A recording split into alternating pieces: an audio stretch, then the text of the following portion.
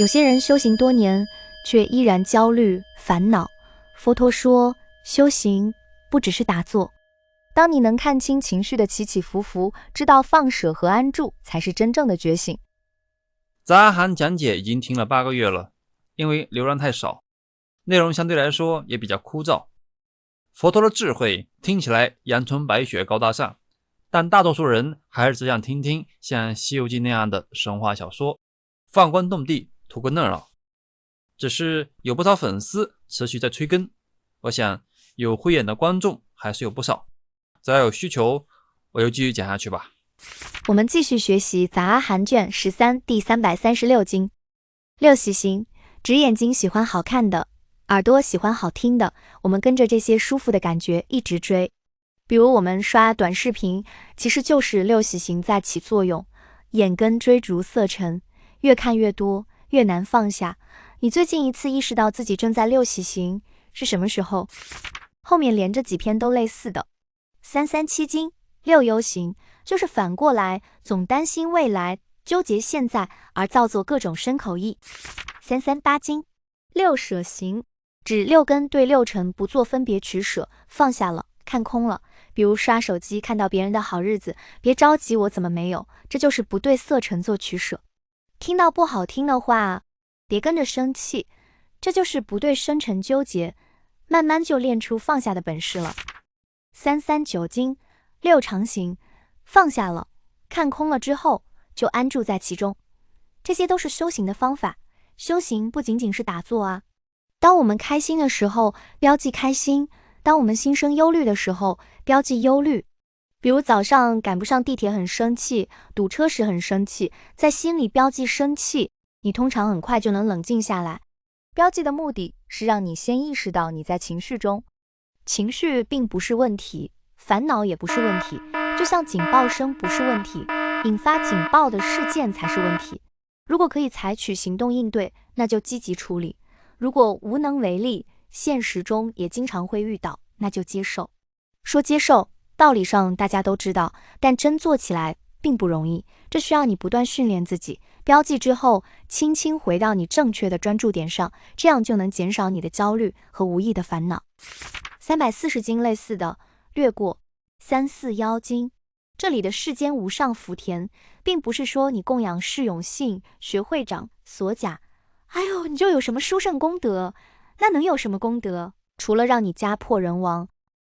而是说，当一个人能时时宠辱不惊，内心安定，有深厚智慧时，他的身心和言语本身就会影响周围的人。如果你经常和这样的人接触，自然会从中获得很多益处。这就像在耕种一块肥沃的田地，你播下的善种才容易生根发芽，因此称为福田。福田不是因为这个人的身份，不是因为那套衣服，不是那张度牒，而是因为这个人的修养和智慧。342经内容和前面讲的六行逻辑一致，核心都是对情绪不执着，重点看341经的福田。这个概念特别有用，比如你选朋友、选圈子，其实就是在选福田。杂阿含卷13就结束了。杂阿含经卷第14、第343经，这篇大意之前都讲过几次了。从人类进化到有智慧，就开始研究自身的苦乐是什么造成的，这是一个很实际的问题，但到现在也没有一个统一的答案。有人认为苦乐是自己做的，也就是魔丸哪吒说的我命由我，不由天。我有自由意志，我是什么人，我说了算。这确实很有吸引力，很鸡血。但你想，有人从小在贫民窟长大，连读书的机会都没有，这真的是自己做的吗？这种错误归因倾向于高估个人因素，低估了环境因素，可能会加剧社会的分裂，还可能会陷入循环的自责，导致抑郁、焦虑。像这样的问题，靠个人很难解决，需要集体的共同努力。比如，有很多人在灵活就业，不能简单说这些人懒惰，喜欢躺平。其实我也算是灵活就业，只是我享受这样的状态，没有和各种组织在利益上的纠葛，不受意识形态的影响，也尽量不被传统守旧的习俗捆绑。你们愿意支持我，我谢谢你们，但终究我们仍然受各种条件的限制。这一点其实和现代心理学研究很接近，人有一定自主权，但并不总是自由的。还有人认为苦乐都是他人造的，全球有一半人认为苦乐是神赐予的，他们都有各自的宗教信仰。快乐是神赐予我的，痛苦是神在惩罚我。还有人虽然不认为苦乐是神造的，但认为都是因为原生家庭，都是父母的过错。这样，人们可能放弃主动努力，转而依赖祈祷或者其他神秘的力量，还容易引发内疚、恐惧或抑郁，这也是错误的归因。还有人认为苦乐都是自己和他人共同创造的，这总没错了吧？这里的问题在于过于笼统，而且还是没有正确的归因。比如你现在手头有些紧，如果你认为我一天持10万财神咒，1000个大礼拜，汗流浃背的，还参加各种放生好努力，认为这样就能消灾解难，能积累各种功德，日后将成为世界首富，那这样就麻烦了。苦乐非自非他无因做呢？像马云、雷军、巴菲特都是因为他们运气好，一切都只是运气，这明显也是自欺欺人。有意思的是，这4种见解佛陀都不直接否定，而是说无忌。他不直接回答这些问题，因为他认为执着于这类问题的答案无助于解决实际痛苦。就像在《剑喻经》里说的，中箭的人不去纠结箭从哪来谁射的，而是先拔剑治伤。这些问题就像是在追问宇宙的终极因果，答案无论如何都不会改变你当下的结果。所以佛陀始终在强调缘起，苦乐是多重因素共同的影响，把精力放在可控的当下。遇到问题时，可以分析哪些因素是我可以控制的，哪些是外部条件，而不是一味责怪自己或他人。比如工作不顺，你不能改变老板心情，但可以改善自己的技能和沟通方式。那么，你认为命运主要由自己决定，还是环境决定呢？344经与佛不坏境，就是4不坏性之一，对佛陀的信心坚定不移。4不坏性是与佛不坏性、与法不坏性、与僧不坏性、与戒不坏性。这是证得出果的标志，但从文字上非常容易引起误解。我就曾经陷在这个陷阱里好多年。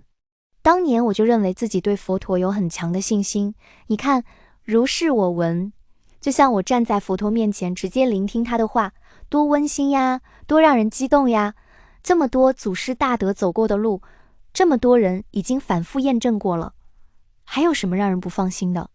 结果现实比我自以为是的要更复杂得多。很多年里，我都生活在经典里描述的乌托邦世界，或者说生活在某些人想让我生活的理想世界。当然，这非常正常，人们都生活在自己的世界里。4不坏性的重点是经由理智验证后产生的清净信心，并不是让你盲目的相信。佛陀是一个非常理性的人，一个典型的 INTP。他对婆罗门教和耆那教都有很深入的了解，发现这些宗派的教义都有问题，所以自己另外开创了一套解脱的方法论。在婆罗门教和耆那教的眼里，佛陀是个叛逆者，但要注意的是，佛陀所讲的教义也是建立在古印度原始崇拜的文化体系里。这就像中国历史上有2000多年以儒家文化为核心，所有读书人都要熟读四书五经，以四书五经为纲领。但总有些叛逆者生性就喜欢独立思考，像王阳明，他一定会发现那一套理论体系经常自相矛盾，逻辑不通，过于教条，一定会开创自己的思想体系。佛陀也一样，佛陀的教法就是对这些传统教义的创新，同时他对传统的信仰既不全盘否定，避免对抗社会信仰，因为这会被限制流量，被封杀。但他始终相信理性的力量，从缘起的角度重新定义它们。例如，所有的神也在缘起中，他们不是创造者，而是受业所生。其实佛陀那时候面对的情况和我们现在面对的各路虚伪灵性导师还有鸡汤信仰差不多。在著名的卡拉玛经里，佛陀说，不要因为传统、传闻、经书、推论、逻辑、权威或师说而信。当你亲自知道这些法有害，会带来苦，就应舍弃；当你亲自知道这些法有益，能止苦，就应奉行。这实际上就是佛陀面对各种既有信仰时的基本原则，不轻易否定别人的信仰。你如果认为有梵天，好我就暂且承认有梵天。他也不要求别人立刻相信他，而是让人通过经验与观察去验证。换个角度来说，如果佛陀生在今天，他所讲的内容肯定不是我们现在看到的这些，他会结合心理学、社会学、大脑神经学、进化论，再独创出一些能让你更加幸福、更加超脱的、更实用的方法论。所以在佛陀那个年代，四不坏性是证得出国的标志，因为他的理论体系和方法论在当时非常超前，非常先进。但现在大家看到的、学到的大部分内容，已经经过2000多年的二创、三创、四创，早已经是物是人非了，还刻板教条的理解四不坏性，那真是缘木求鱼了。所以你觉得理智的信仰和盲目的信仰之间界限在哪里呢？一天，辩论第一的摩诃居痴罗尊者来向舍利弗尊者请教：多闻圣弟子要修成哪些法，才能称得上具备正见，才称得上如实看到，才称得上对佛陀的信心坚定不移，进而领悟正法呢？多闻圣弟子要如实知道不善法、不善根、善法、善根。什么是如实知道不善法呢？不善法指三不善业：身不善业，杀、盗、邪淫；语不善业，妄语、离间语、粗恶语、夸张虚浮的言语；意不善业，贪、嗔、痴。什么是如实知道不善根呢？指三不善根：贪、嗔、痴。什么是如实知道善法呢？善法指三善业：身善业，不杀、不盗、不邪淫；语善业，不妄语、不离间语、不粗恶语、不说夸张虚浮的言语；意善业，不贪、不嗔、不痴。什么是如实知道善根呢？指三善根：无贪、无嗔、无痴。摩诃居痴罗尊者，多闻圣弟子要修成这些法，才能称得上具备正见，才称得上如实看到，才称得上对佛陀的信心坚定不移，进而领悟正法。只需要修这几样吗？还有其他要修的吗？有。多闻圣弟子要能如实知道4种滋养身心的食物，对食物产生的原因、灭除的方法、灭除后的状态，还有灭除的方法都如实知道。什么是4种滋养身心的食物呢？第一种是物质食，我们日常吃的饭菜等有形食物；第二种是感受食，感官与外界接触时产生的感受，如舒服的触摸、好听的声音，这些都能滋养身心。第三种是思食，指心里的欲望、动机，如渴望快乐、追求目标，能推动人们发起思维、语言和行动。第四种是识食，只能识别、认知事物的眼识、耳识、鼻识、舌识、身识、意识，包括各种认知、观念和知识。要能如实知道这4种滋养身心的食物。什么是如实知道食物产生的原因？因为可爱，对过去、现在、未来境界的可爱抓取，种种贪爱执着，这就是如实知道食物产生的原因。什么是如实知道食物灭除的状态呢？就是这些可爱都熄灭断除了。什么是如实知道食物灭除的方法呢？就是八正道。这就是多闻圣弟子如实知道4种滋养身心的食物，对食物产生的原因、灭除的方法、灭除后的状态，还有灭除的方法都如实知道。所以管理情绪，先从管理你的感官饮食开始。只需要修这几样吗？还有其他要修的吗？这里的病意思就是烦恼。还有其他的。多闻圣弟子对烦恼产生的原因、烦恼灭除之后的状态、灭除烦恼的方法都能如实知道。什么是如实知道烦恼？只要如实知道3种烦恼：对欲界的各种烦恼，对色界、无色界的烦恼，还有对3界的愚痴。什么是如实知道烦恼产生的原因？愚痴无明是产生烦恼的原因。什么是如实知道烦恼灭除之后的状态？就是去除了愚痴无明。具体怎么灭除呢？八正道。只需要修成这些吗？还有其他的吗？还有其他的。多闻圣弟子要如实知道苦集灭道4圣谛。还有其他的吗？多闻圣弟子要如实知道缘起。还有别的吗？摩诃居痴罗，你一直追问下去有什么意思呢？你没办法把所有理论都穷究到底。如果圣弟子能断除无明，生出智慧光明，根本不需要再这样追问其他内容了。这篇大部分内容之前都讲过好几次了，简单过下。3、4、5经。这篇的原翻译有点问题，语义不通。我们看下对应的相应部第12，因缘相应的第31经。波罗延那意思是彼岸道，波罗延那经指经集的第5品第2经彼岸道经。阿逸多是一位婆罗门的门徒，他和他的婆罗门教师父一起向佛请问，听法之后他出家了，后来证阿罗汉。对法追究者指已经真正理解法的人，就是阿罗汉。有学4双8倍圣众，除了阿罗汉，简单说就是出果到3果都是有学圣者。当时佛陀问舍利弗，你怎么理解在波罗延那经里阿逸多所提的问题？阿罗汉、有学圣者和凡夫，这些人的行为举止有什么区别？舍利弗没有说话，佛陀3次提问，舍利弗都保持沉默。